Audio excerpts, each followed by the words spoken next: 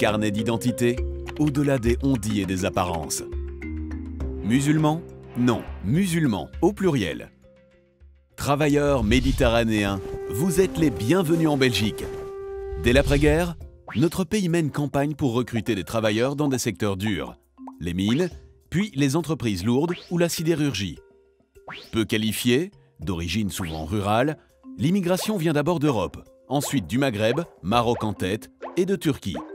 En 1974, début de la crise économique, le projet migratoire évolue. Les frontières se ferment, les migrations changent, les pays d'origine se diversifient. Les étrangers qui obtiennent un permis de séjour en Belgique seront principalement ceux qui bénéficient du regroupement familial ou, par la suite, des réfugiés protégés par la Convention de Genève. Les étrangers installés en Belgique deviennent progressivement des immigrés belges.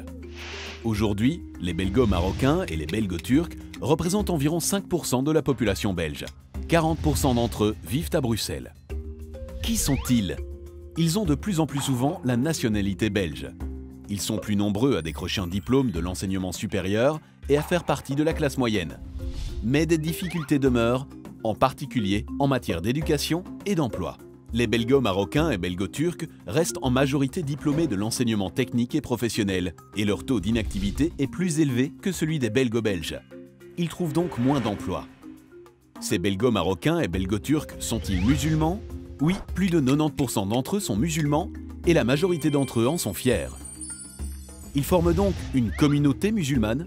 Non, pas vraiment, parce qu'à y regarder de plus près, ces musulmans ont des pratiques religieuses très différentes. Par exemple, vont-ils à la mosquée?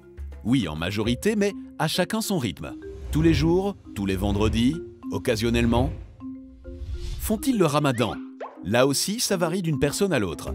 Manger halal, boire de l'alcool ou porter le foulard divise aussi les musulmans. Il y a donc plusieurs profils de croyants.